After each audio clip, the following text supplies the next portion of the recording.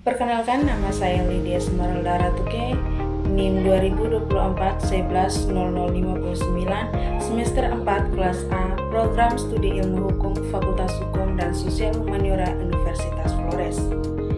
Video ini saya buat untuk memenuhi tugas ujian akhir semester genap tahun ajaran 2025-2026 mata kuliah Hukum Otonomi Daerah di bawah pengampuan Bapak Agustinus F. Pascalinodadi, SHMU. Pada video ini, saya akan memaparkan tentang telaah masalah realitas hukum otonomi daerah dari perspektif teori dan norma hukum otonomi daerah. 4 gambaran singkat masalah realitas konkret berkaitan dengan hukum otonomi daerah. Yang pertama, belum optimalnya pelaksanaan desentralisasi dalam penyelenggaraan pemerintahan daerah. Beberapa urusan pemerintahan seperti pengelolaan pendidikan menengah, kehutanan, energi, dan sumber daya mineral, serta perizinan tertentu mengalami perubahan pembagian kewenangan antara pemerintah pusat, pemerintah provinsi, dan pemerintah kabupaten atau kota. Setelah berlakunya Undang-Undang Nomor 23 Tahun 2014 tentang pemerintahan daerah. 2. Belum meratanya pembangunan daerah dan tingginya kesenjangan antar wilayah. Daerah-daerah di Pulau Jawa dan beberapa kota besar umumnya memiliki tingkat pembangunan yang lebih tinggi dibandingkan dengan banyak daerah di kawasan timur Indonesia maupun daerah tertinggal.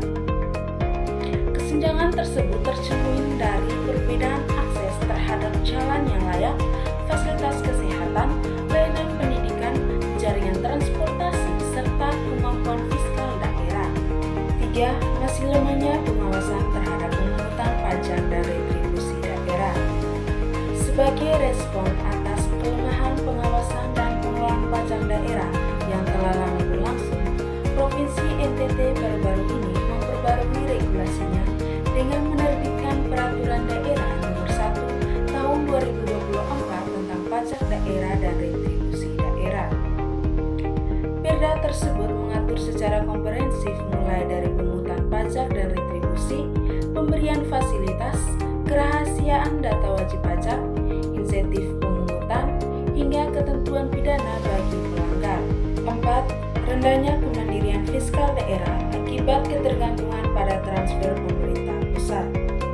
Bagi pemerintah daerah di wilayah NTT, transfer ke daerah atau TKD menjadi sumber utama pendapatan daerah dengan rata-rata rasio ketergantungan di atas 90%.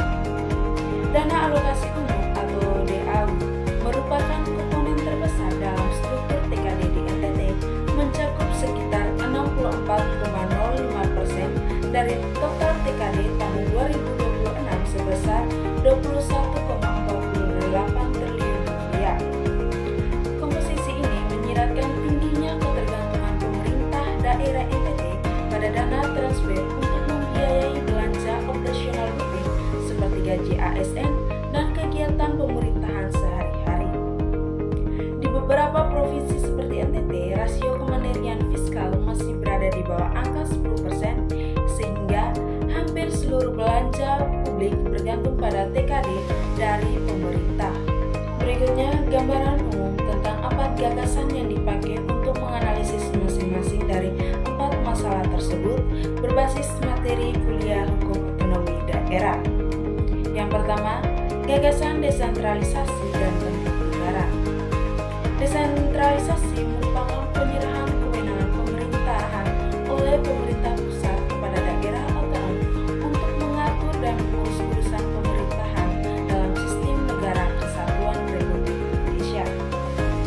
Tujuan utama desentralisasi adalah meningkatkan efektivitas pemerintahan, mempercepat pelayanan publik, memperkuat demokrasi lokal, meningkatkan partisipasi masyarakat, serta mempercepat pemerataan pembangunan. Kedua, gagasan pembangunan daerah.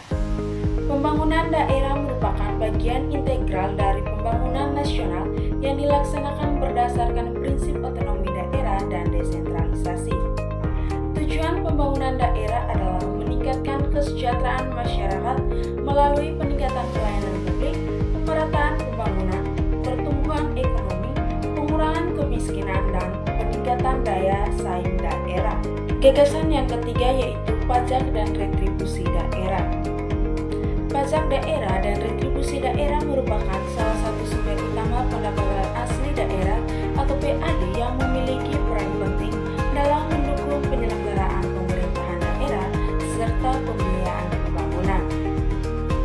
Dalam sistem otonomi daerah, pemerintah daerah diberikan kewenangan untuk memungut pajak dan retribusi sesuai dengan ketentuan peraturan perundang-undangan. Kewenangan tersebut merupakan bagian dari desentralisasi fiskal yang bertujuan meningkatkan kemandirian keuangan daerah. Gagasan keempat yaitu transfer ke daerah. Hubungan keuangan antara pemerintah pusat dan pemerintah daerah merupakan salah satu pilar utama dalam pelaksanaan otonomi daerah.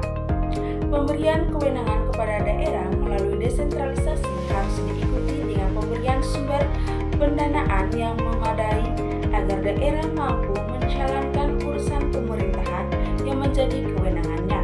Namun, transfer ke daerah tidak dimaksudkan untuk menciptakan ketergantungan pemerintah daerah kepada pemerintah pusat. Pada masalah pertama, apabila dianalisis menggunakan teori desentralisasi dalam negara kesatuan, berbagai persoalan dalam pembagian kewenangan menunjukkan bahwa pelaksanaan desentralisasi di Indonesia masih mencari keseimbangan antara kepentingan nasional dan kepentingan daerah. Sebagai negara kesatuan, Indonesia tidak menganut sistem federal, sehingga kewenangan daerah pada hakikatnya merupakan kewenangan yang diberikan oleh pemerintah pusat berdasarkan undang-undang.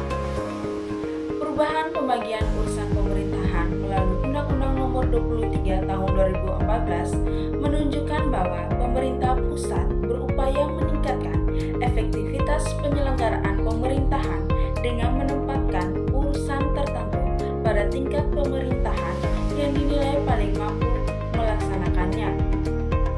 Namun, dalam praktiknya, perubahan tersebut sering menimbulkan persoalan koordinasi, penyesuaian organisasi perangkat daerah, serta perbedaan kapasitas antar daerah. Masalah kedua, apabila dianalisis menggunakan konsep pembangunan daerah, masih terjadi kesenjangan pembangunan antar wilayah, menunjukkan bahwa tujuan desentralisasi belum sepenuhnya tercapai. Beberapa daerah telah berkembang pesat karena memiliki kapasitas fiskal dan sumber daya yang memadai, sedangkan daerah lain masih mengalami keterbatasan infrastruktur, pelayanan kesehatan, pendidikan, serta akses ekonomi. Perbedaan kapasitas fiskal, kualitas perencanaan pembangunan, dan kemampuan aparatur pemerintah daerah menjadi faktor yang memengaruhi ketimpangan tersebut. Selain itu, belum optimalnya koordinasi antara pemerintah pusat dan pemerintah daerah dalam pelaksanaan program pembangunan juga menyebabkan hasil pembangunan belum merata. Oleh karena itu, pemerintah daerah harus memperkuat kualitas perencanaan pembangunan melalui pendekatan partisipatif, meningkatkan sinkronisasi antara dokumen perencanaan dan penganggaran, mengoptimalkan pemanfaatan potensi daerah, serta memastikan bahwa setiap kebijakan pembangunan benar-benar berorientasi pada peningkatan kesejahteraan masyarakat. Dengan demikian, otonomi daerah tidak hanya memberikan kewenangan administratif kepada daerah, tetapi juga mampu menciptakan pembangunan yang berkeadilan dan berkelanjutan. Pada masalah ketiga, apabila dianalisis berdasarkan konsep pajak dan retribusi daerah, lemahnya pengawasan terhadap pemungutan pajak menunjukkan bahwa prinsip akuntabilitas dan efektivitas dalam pengelolaan keuangan daerah belum berjalan secara optimal. Masih ditemukannya kebocoran penerimaan, rendahnya kepatuhan wajib pajak, lemahnya sistem pengawasan internal, serta belum optimalnya digitalisasi pemungutan pajak mengakibatkan potensi PAD tidak dapat dimanfaatkan secara maksimal. Masalah keempat, apabila dianalisis menggunakan konsep transfer ke daerah, tingginya ketergantungan pemerintah daerah terhadap dana transfer menunjukkan bahwa tujuan desentralisasi fiskal belum sepenuhnya tercapai. Otonomi daerah pada dasarnya bertujuan menciptakan daerah yang mandiri, bukan daerah yang bergantung secara terus-menerus kepada pemerintah Meski rendahnya kontribusi PAD menunjukkan bahwa banyak pemerintah daerah belum mampu menggali potensi ekonomi daerah secara optimal. Ketergantungan tersebut menyebabkan ruang fiskal daerah menjadi terbatas sehingga kebijakan pembangunan sangat dipengaruhi oleh besarnya dana transfer dari pemerintah pusat. Oleh karena itu, pemerintah daerah perlu memperkuat inovasi dalam peningkatan PAD, memperbaiki tata kelola perpajakan daerah, mengembangkan investasi daerah, dan meningkatkan profesionalisme pengelolaan aset daerah. Demikianlah pemaparan yang telah saya sampaikan mengenai 4 masalah dalam